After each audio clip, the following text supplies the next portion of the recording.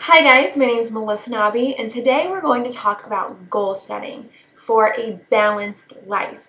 How many people say at the end of their life, I wish I would have worked a little less and focused on the things that really matter? Well, in our society, it's very easy to get caught up in work and our business.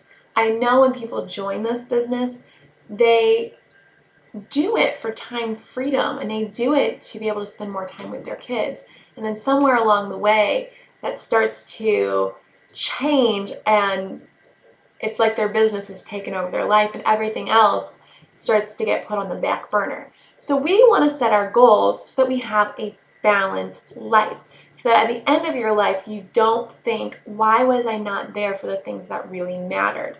And so if you've never read the book, The Compound Effect by Darren Hardy, I highly recommend it.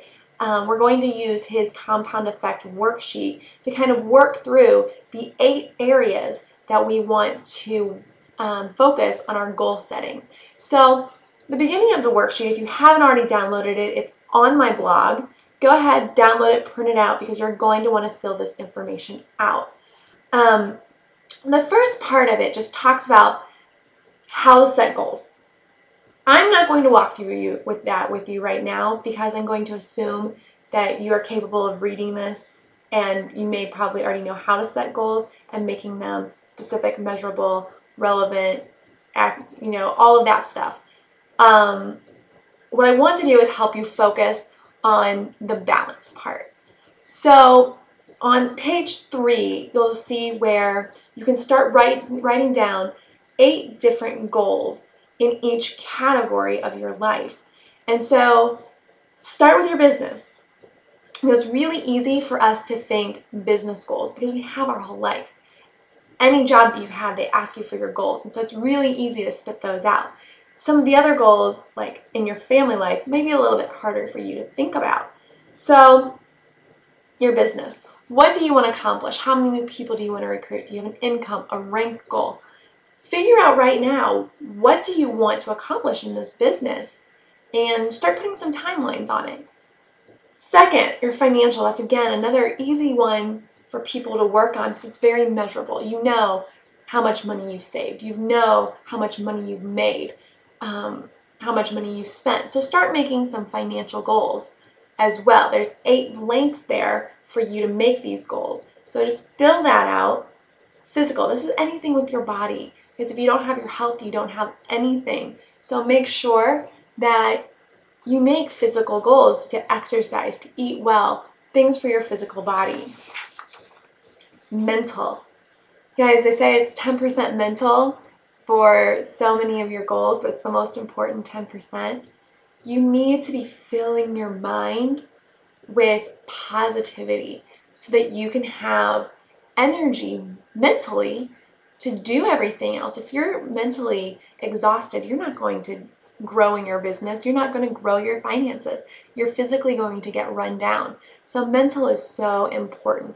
Say how many books you want to read, if that's important. How much time you want to spend on personal growth. What new skills you need to build. Maybe you want to start taking classes to help change your mental outlook. So pick out some mental goals. Family. This is where people, sometimes they get that blank stare on their face. What are your family goals? We always say, when you ask people, what's the #1 most important thing in your life? Like, oh, they're my family. And you say, well, what are your goals with your family? Most people don't know. So set some goals. Do you want to spend a certain amount of time with your kids every day? Do you want to maybe be home for dinner every night?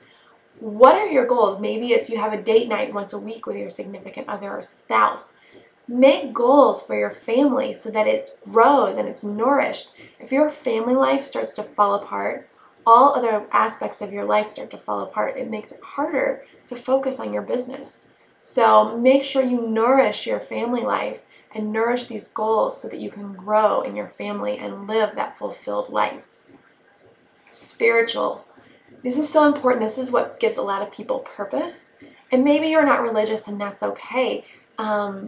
If you don't have a goal to attend church or be involved in your church of whatever, or religious group of whatever kind, maybe it's just that you want to give back to the community, that you want to volunteer.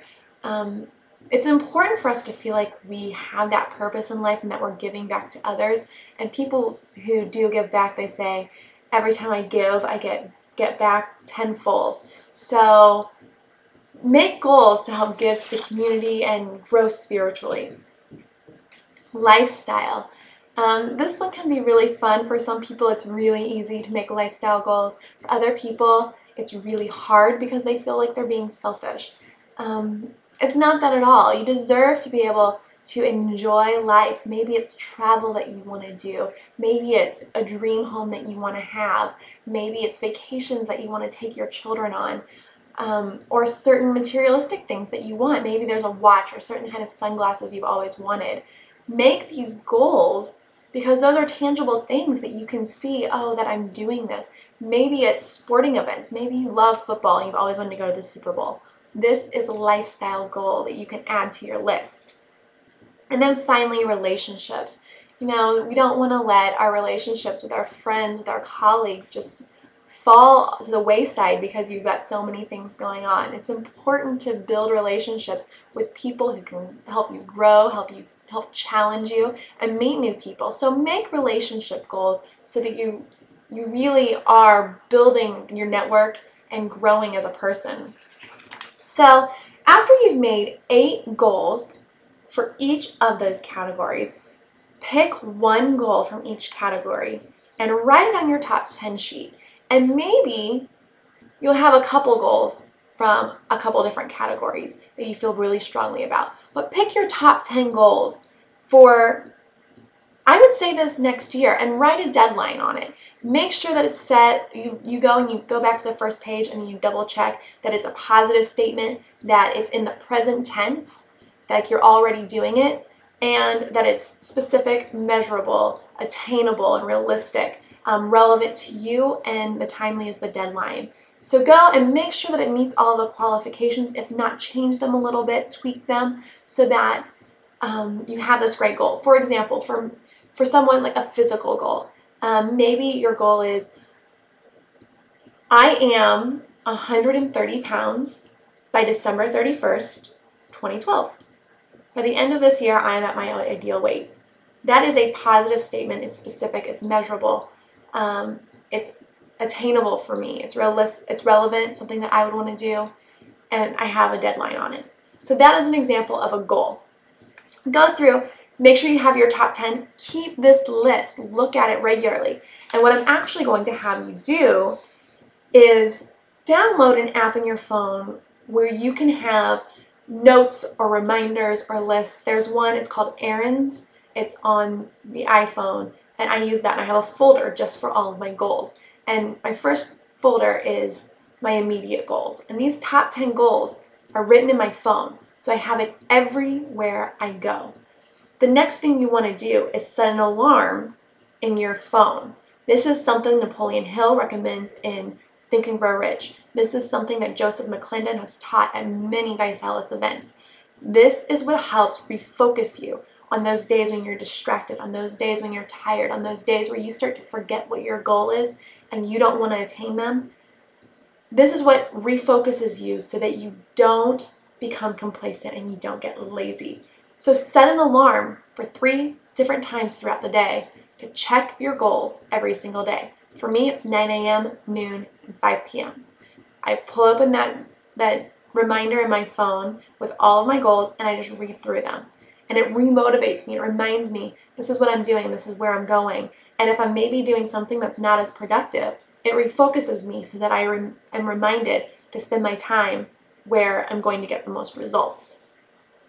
So that is all we're going to do with goal setting today. So make sure you, first of all, set your goals in all 8 areas of your life so that you're a well-rounded, balanced individual. Pick your top 10 goals that you want to achieve this year. Make sure they're SMART goals: specific, measurable, attainable, relevant, and timely. Make sure they're stated in the present tense. Make sure that they are a positive goal. And then write them down in your phone. Set a timer so that you'll always, 3 times a day, see these goals, and then we'll start putting together action plans to meet them. But for today, we're just going to focus on the goal setting. I hope today was helpful. Happy goal setting and good luck.